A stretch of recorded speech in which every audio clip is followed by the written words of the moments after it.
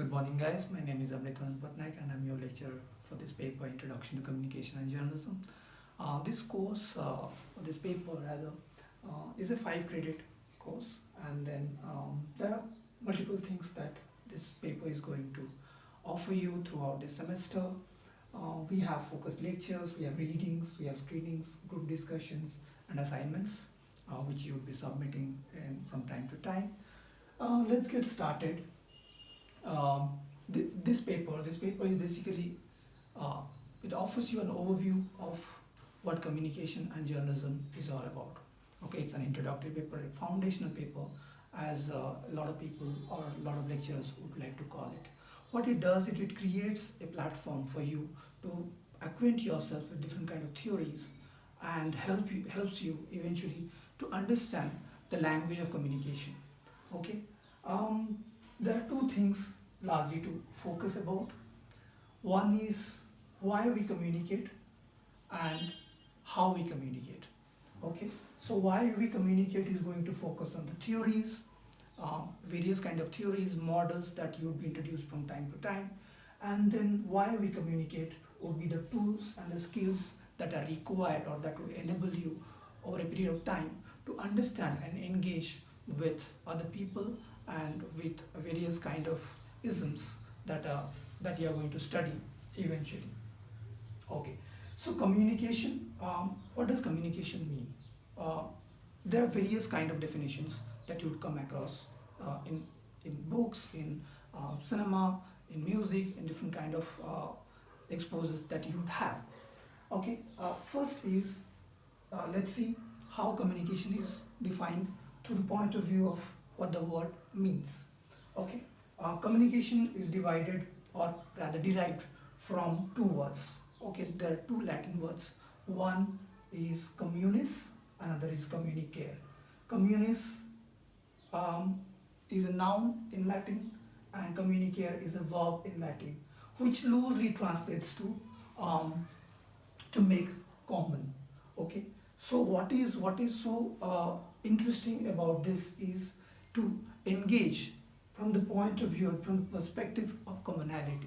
Communication equates to commonality when we look at various kind of definitions of foundational or the basic ways of looking at how communication can be defined. Okay, what is common between people? Okay, what is common between people? There is social, there is cultural, there is political togetherness that brings all of us in the society. Why we require to communicate? Going back to the point of how we would look at the basic theories, we begin with understanding what communication is all about, right? So, could we define communication as a language, or could we define communication just as a mere idea or an exchange of thoughts, or various kind of languages or ideas put together? How do we look at communication? You are starting out, this is your foundational paper, and it's very important that you understand that why people communicate or why do we communicate, what is the process all about, and why it is necessary over a period of time to engage with different kind of theories that would help us build an understanding around this. You cannot not communicate. Okay, Paul Walswig, an Austrian communicator, once said that you cannot not communicate. What he is referring to here is it is not possible not to communicate. As we speak, I'm talking to you. I'm also trying to communicate something or the other. You are standing still. You are sitting still. You are still trying to communicate one thing or the other. Just by your mere act of not doing anything could also help other people understand what you want to communicate. Okay, so it's a behavioral thing. Communication is a behavioral thing, and there is no anti-behavior, right? So there is no way you cannot not communicate. If you, it might arise to your mind that a question might arise to your mind, that if we are not speaking or if we are not engaging with anybody else, then how do we communicate? We still go out and communicate with the society, with ourselves, with different ways in which we can set out to communicate. Like I said earlier, if you just stand or sit still, and through your facial expressions, through your hand movements, or just the way you sit, is going to speak something or the other about you. It need not be that you are verbally communicating uh, all the time. It could just be you just sitting and doing nothing. Still, there is somebody who could observe you and could get some idea or the other about who you are.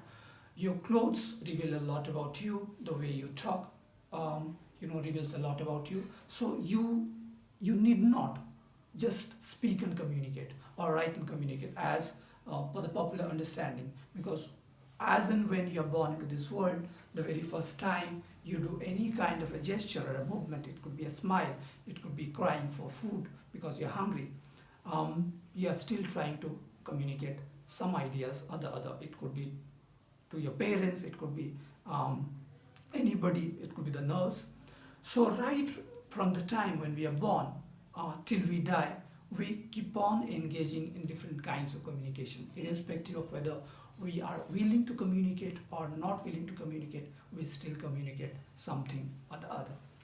Okay, so coming back to the whole idea of commonality and what I was trying to say about the definition of communication, that it is significantly connected to the word common. Okay, common, how do you understand common? Common is something that is alike, it's something that people share. Okay, so what do we share and why it is important that this togetherness between all of us be there in order to help us communicate. Okay, there are 3 points that I have put here. Okay, first one is social, second one is cultural, third one is political. So what I basically try to say here is these 3 important pillars or the structures of togetherness help us communicate. We communicate socially, we communicate culturally, and we also communicate politically. And there are several other ways of communication. So the social, cultural, political togetherness that happens or that exists in the society helps us in communication. So when we look at the whole idea or the structure of communication, what do we say? Okay, we could understand communication as an exchange of thought. Okay, you could just be thinking something, and the very thought that you have within your mind is also a form of communication. Okay, when it is exchanged with somebody else, it could be another person, it could be somebody whom you know, it could be a stranger as well, whoever it is. The moment you start exchanging an idea or thought, you call it a form of communication. Okay, so if we look at a basic definition of what communication is, it could be loosely translated into a process of sharing or exchange of ideas, information, knowledge, attitude, feeling among 2 or more persons through certain signs and symbols. Okay, I'll come to the part of signs and symbols a little later. But right now, let's look at this, the process of sharing or exchange of ideas. It is crucial that we share. Okay, we share all the time, and this is what brings us into the space of commonality, because we live in a society, we don't live in isolation, we don't, no man is an island, like it is shared. So when we look at the concept of the process of sharing, we begin with the concept of sharing begins with the idea of exchanging thoughts, just speech. Okay, I talk to you, you talk to me, and then when we share this space where both of us can interact with each other, both of us can communicate with each other, that would help us in proceeding further with the process of communication. Okay, the process of sharing, what do we share? We share words, we share speeches, we share ideas, we share dreams, we share different kind of things, right? Or the exchange of ideas and information. Exchange of idea and information. I have an idea, you have an idea. When we try to you know, debate or discuss about it, there is a possibility that a better idea might emerge. Okay, so then information. Okay, we live in an information society. Why is it called that we live in an information society? Because our lives are increasingly governed by the very fact that it's information driven, right? So we all require information of some kind or the other. When do you want to know about something? Okay, these days most of the times what you do is immediately you take out your cell phone and you try to google it, right? Or you take out your laptop or your PCs and you try to go and google this information. What does Google do? Google is a search engine, right? So what Google does is it creates a database, or it offers you a database of this information. So there is, at that point in time, Google is trying to communicate with you through this information, and we are increasingly a part of an information society, all networked. So it's our sharing of ideas and thoughts that has created this database called Google, right? Then sharing of knowledge. I have something, and you have something. Okay, there could be a common knowledge. There could be something that you exclusively know, that there is some information that I have, and then we are willing to exchange this knowledge. That I offer you something and you offer me something in return. So this whole transaction, or the process of transmission of knowledge, helps us in building a communication society. Okay, then attitudes, feelings, how you are feeling, as a person, how we are feeling as a community, how we are feeling as a society, what all we reflect as far as our attitudes are concerned. It could be individual attitude, one person's attitude, as against 30 others. So when our focus is on attitudes and feelings, what happens at one point in time is we try to mobilize our thoughts and ideas and our actions accordingly, right?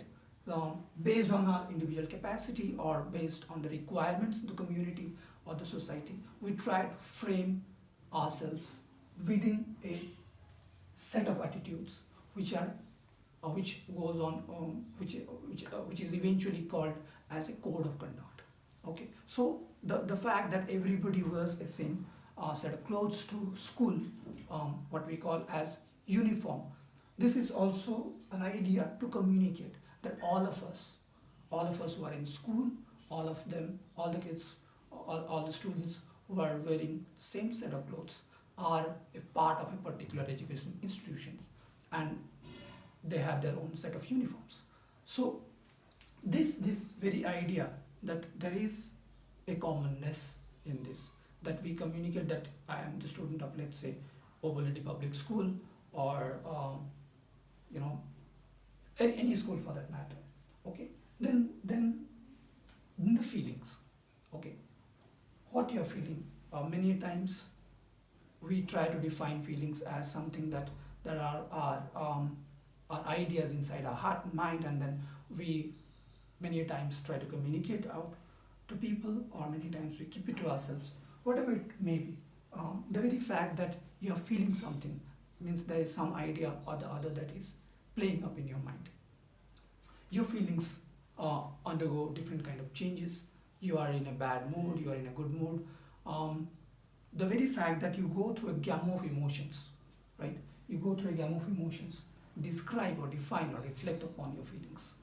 And every action that is triggered by this feeling, that the moment in which you are feeling a certain way, whether you are happy or joyful or cheerful, or you are angry or annoyed or exhausted, whatever the feeling may be, if you're alone, that sort of a communication happens inside you.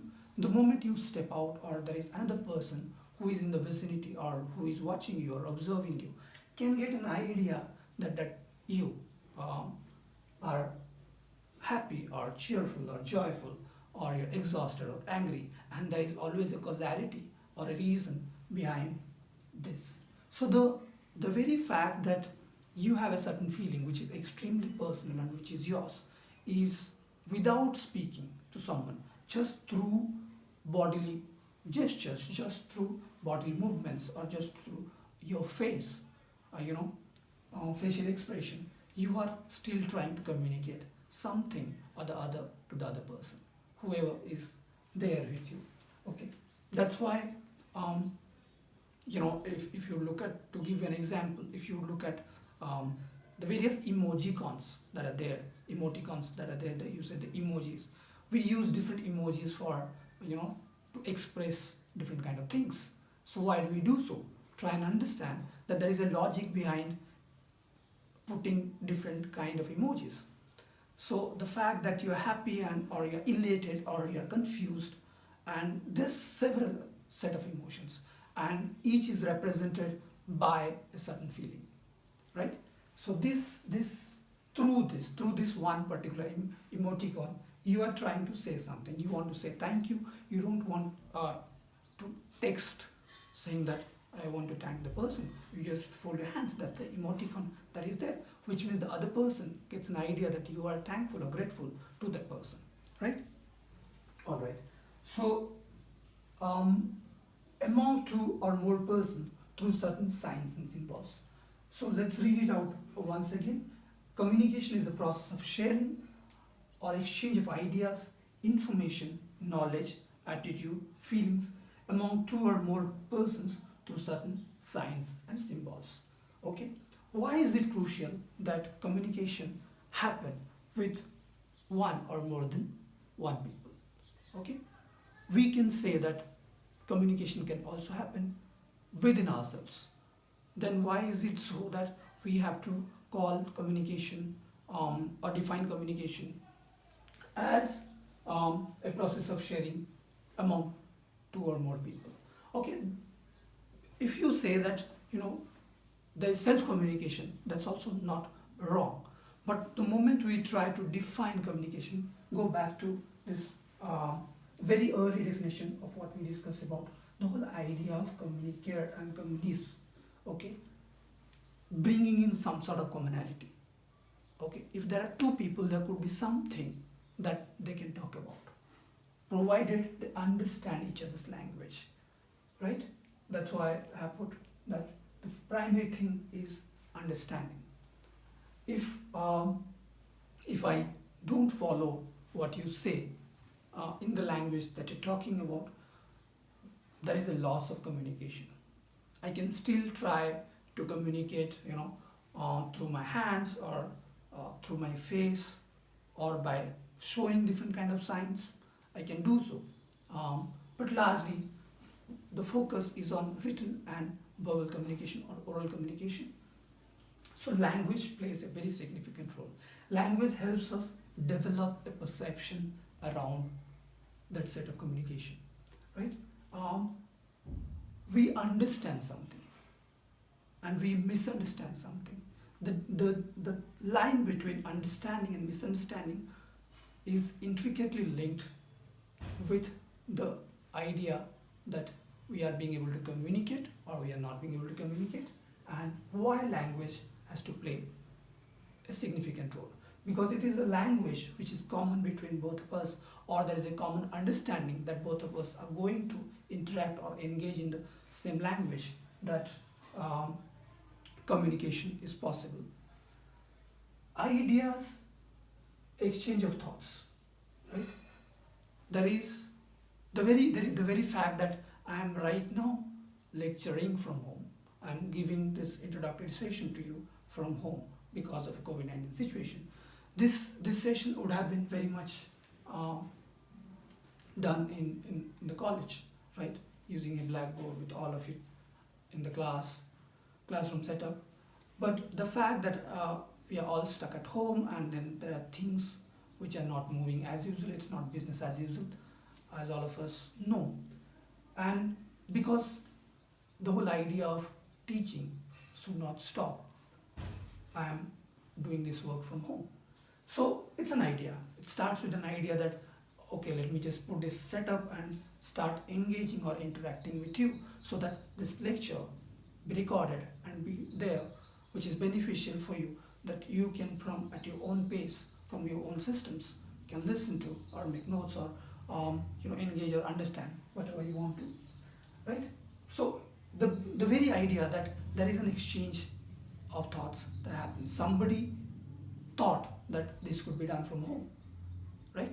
That's how we arrived at this idea. So ideas are very crucial whenever we try to define communication. If you look at let's say if you look at the history of how mankind has evolved over a period of time, or how societies or civilizations have evolved over a period of time, you would understand what human beings were in the beginning to what human beings are right now. Okay, there is a paradigm shift. There is a significant change that has occurred, what we call as transformation, right from the beginning of the new Paleolithic people to the artificial intelligence and the virtual reality and the augmented reality that you and me we are a part of.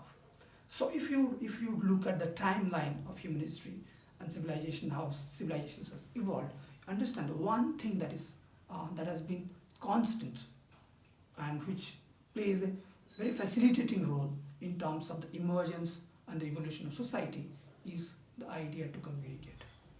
The very fact that man learned to imitate what he or she experienced in nature and came back and tried to draw, and the very fact that they wanted to archive the reflections.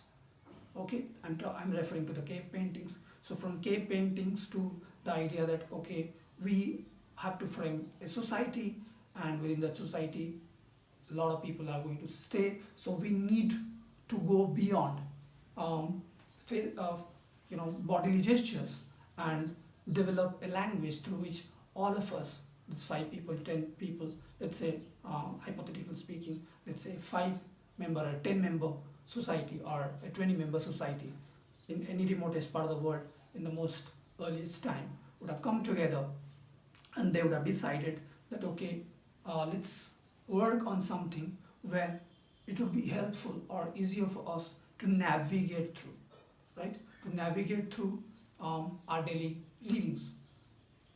So each of us can contribute and come up with a common set of ideas which could be used for all of us to help engage or contact or communicate or exchange some thoughts in this way or that way. So just for the fact that they were introduced to language, and then slowly it evolved from an oral set of communication, oral form of communication, the earliest of languages, to the most common ones that the bot speaks, or Alexa, or the Siri speaks. The very fact that language has traveled, over the human timeline to reach where it is. It is possible because there is something common between all these people, that they decided to start a language, they decided to communicate through that language, they decided to continue furthering that language. You start with an alphabet. You start with an alphabet and end up with volumes and volumes of books. How does that happen? You look at that transformation, right? You start with A for apple, and then you end up with research theses for that matter. If you look at again your timeline, whether it is the individual timeline or the timeline of the society or the human civilization, understand that because of the variation, because of the transformation in languages, communication has been possible, and communication has become simple and complex in diverse ways because of the evolution of language and ideas. Just for the fact that you can mobilize yourself within a community, it's possible because there is some language or the other that comes to your rescue.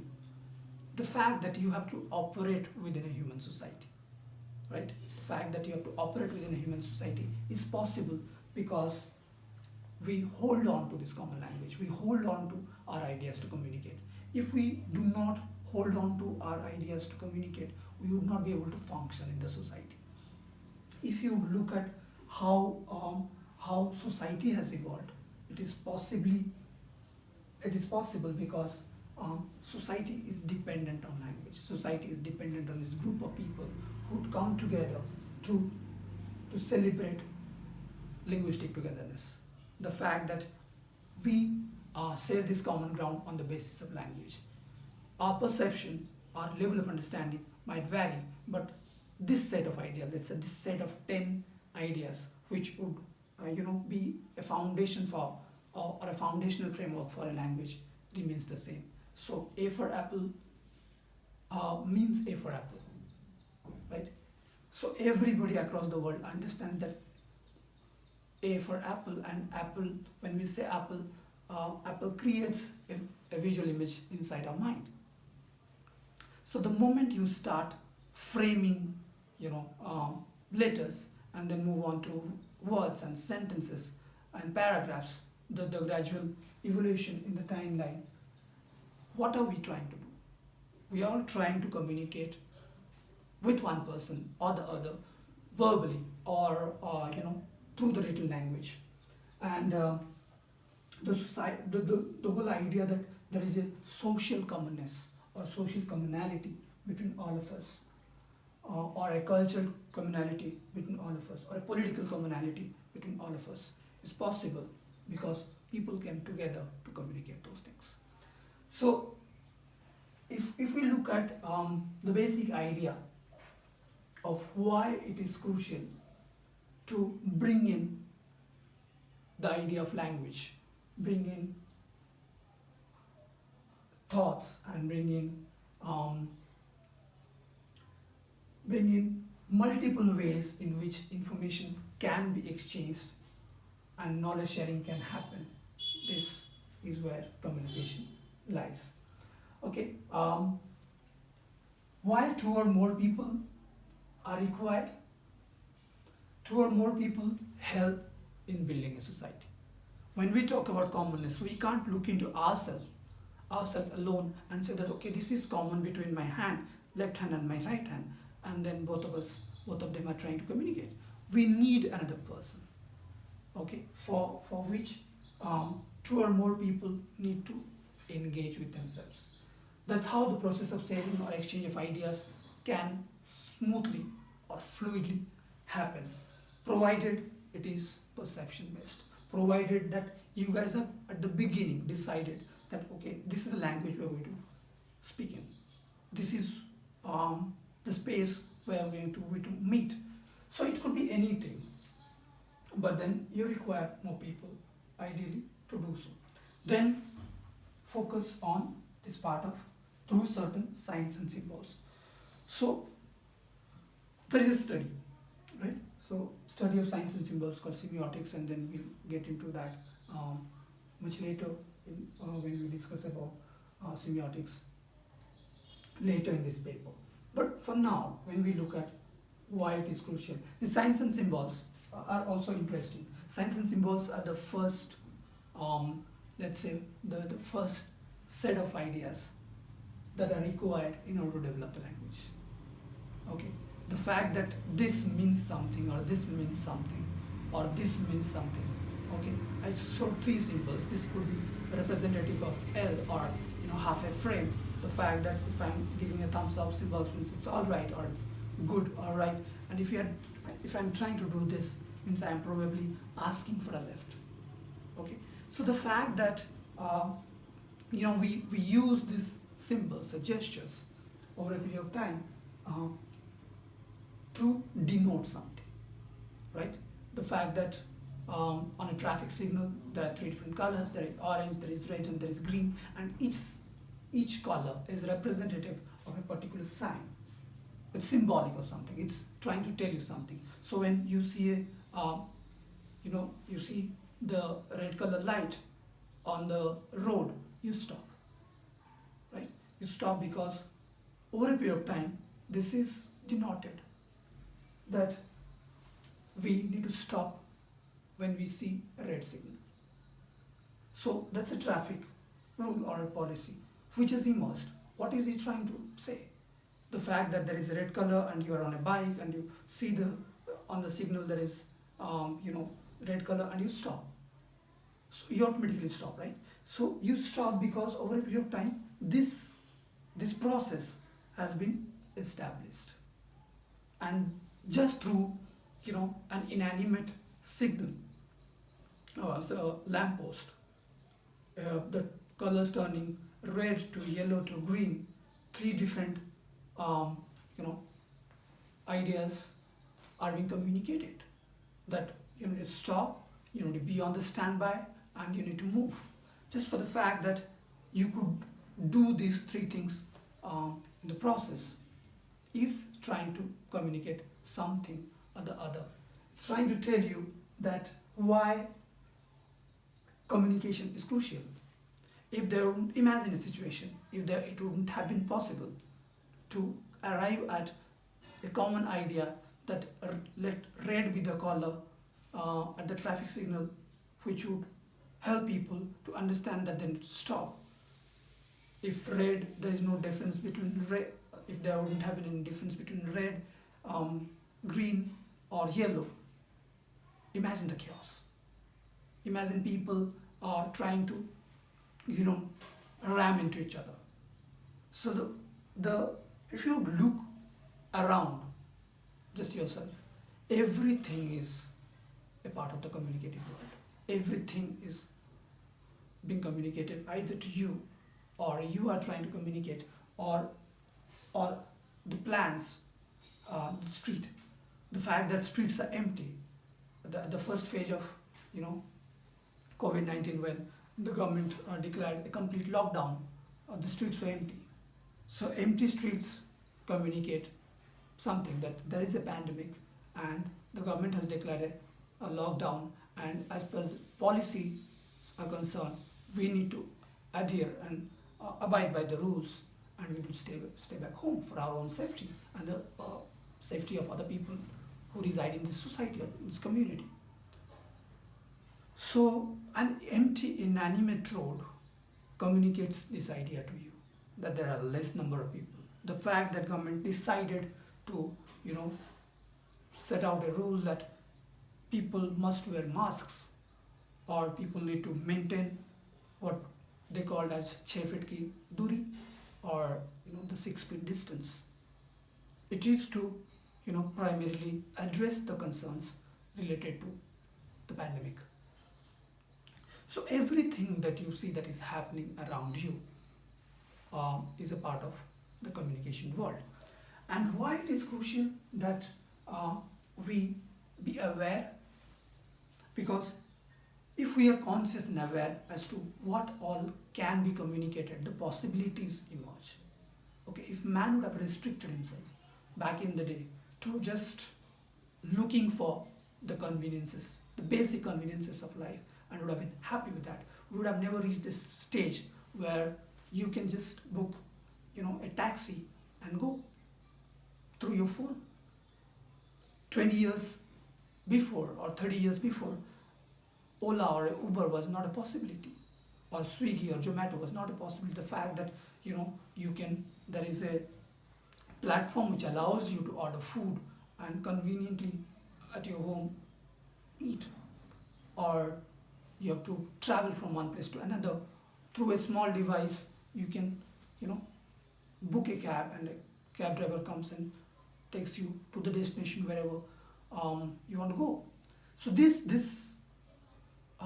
possibility is largely a result of years and years of thoughts and exchange of ideas between people, within individuals, thinking for themselves and thinking about the society, what else can be done. There are robotic surgeries that are happening. If man would have never thought about using machine, or developing or designing machines, we would not have reached this stage of robotic operations, right? The fact that Alexa or Siri are being able to do something based on artificial intelligence is possible at this point in time because somebody, a group of individuals or a community of scientists, people who are completely technocratic in nature, would have come together and discussed or debated or thought or given it a, an, some sort of importance to this idea of putting these things together. So this is possible because people wanted to communicate. This is possible because there is a necessity to communicate.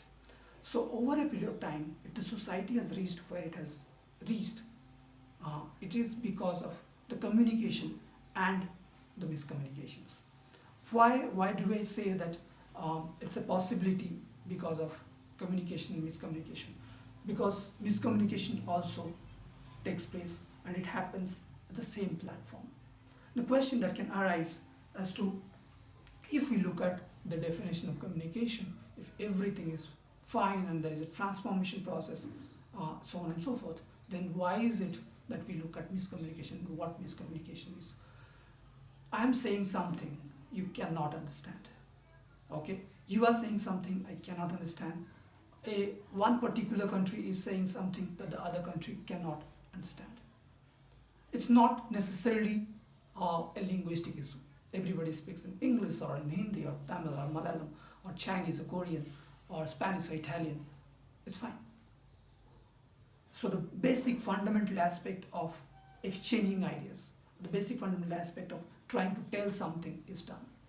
But what we do with those words, what we, be it in the written form or in the verbal way, if we are not ready to put our communications across to people, it's not successful. So communication could also be defined, therefore communication could also be defined as something where each of us understand each other. Everything that I speak, you should be able to understand, interpret, assimilate, right, and act upon it. For example, you ask your mother for a glass of water, right? You ask your mother for a glass of water, your mother brings a glass of water. So this is successful communication. There's no miscommunication. It's not like that you ask your mother for a glass of water and your mother brought you a glass of milk, right? So miscommunication is when you get milk instead of water, or you ordered a pizza and you got noodles. So it's like this, right? So you say something, the other person must understand and act upon that. So when the person acts upon whatever you have said and the basic exchange of ideas has happened in a successful way. This is largely possible because two people agreed to. So that agreement is very important. The agreement to communicate than to miscommunicate. It is crucial that each of us understand our responsibility to communicate. Our social responsibility to communicate, our cultural responsibility to communicate, our political responsibility to communicate. So the moment any of these structures get disrupted, the communication system or the structure gets affected in one way or the other. We require to, even if we are disagreeing socially or politically with someone, it is important that we communicate our ideas and they communicate their ideas back. That feedback is necessary. It's not just sharing information. I mean, to begin with, yes, you share information with each other and knowledge with each other. But the whole fact that we agree upon it would help us rebuild a society, or will help us take the society or a civilization to the next level. That agreement is important. Knowledge sharing is possible if there is a common ground, right? Knowledge sharing is possible because when there is a common ground. You have some knowledge, I have some knowledge, and we agree that we are using this language to communicate and share this knowledge. So what is crucial that we decide the language, we decide what ideas we have to communicate, who do we want to communicate that with, whether that person has the basic perception to understand what we are trying to say or not. I can't talk about communication theory to a 5-year-old the same way I'm talking to you, right? If I have to explain the same thing, same idea of why we communicate and how we communicate, then I need to use different methodologies. I can't use the same theories, models, or I can't say that these are the tools or the skills that are required for a 5-year-old to communicate. Remember what I told in the beginning, when you are born, you start to communicate. Just for the fact that you are trying to wave your hands and tiny legs, or you're smiling, or if you are hungry, you cry. Just for the fact that you're crying, you're trying to communicate. So, as and when people emerge and evolve, their understanding of the perception level also goes up, and hence they're being able to communicate in a more better, maybe in a more complex way, in order to simplify what could be the exchange of ideas. Okay, thank you so much for this session.